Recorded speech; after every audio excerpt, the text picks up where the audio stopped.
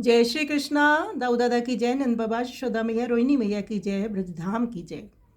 महाराने तय पांडे आयो, श्री सूरदास जी का ये पद है। श्री यशोदा जी के मायके से एक ब्राह्मण गोकुल में आए। ब्रज के घर घर वे नंद राय जी के महल का पता पूछ रहे थे और ये सुनकर कि उनके पुत्र हुआ है वे दौड़े आए थे। शीघ्र ही वे श्री नंद जी के द्वार पर आ पहुँचे। उन्हें देखकर माता यशोदा को बड़ा आनंद हुआ। उनके चरण धोकर घर के भीतर उन्हें बिठाया और उनके भोजन के लिए अपना निजी कमरा लिपवा दिया। फिर बोली, आपकी जो इच्छा हो वह भोजन बना लें।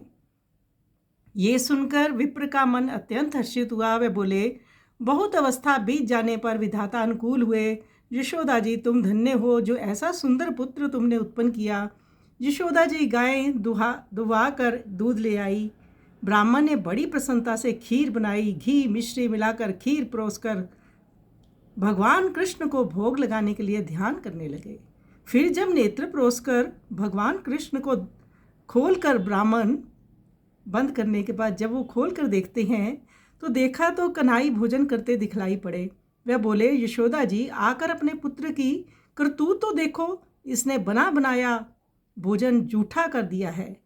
ब्रजरानी ने दोनों हाथ जोड़कर प्रार्थना की कि बालक को क्षमा करें और दोबारा भोजन बना ले। फिर बहुत सा घी मिश्री दूध मंगा दिया। श्री सूरदास जी के शब्दों में यशोदा जी कृष्ण से कहते हैं, श्याम सुंदर ये लड़कपन क्यों करते हो? बार बार तुमने ब्राह्मण को खिजाया तंग किया है, तो बड़ी सुंदर भगवान श्री कृष्ण की ये लीला है।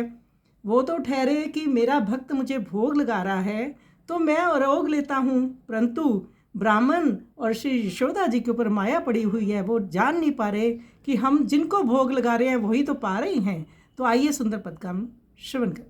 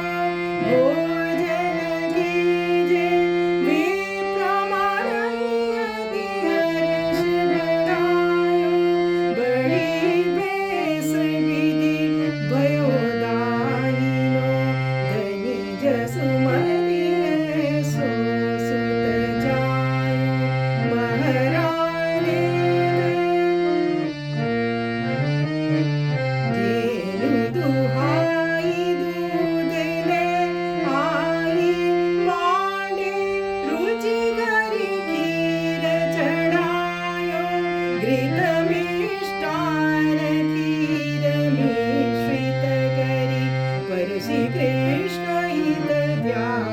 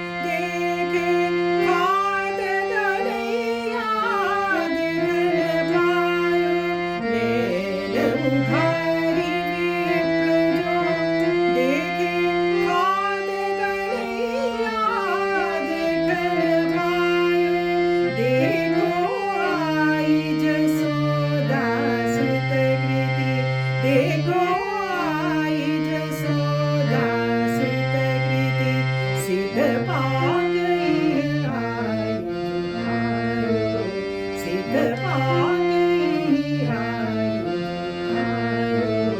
महारानी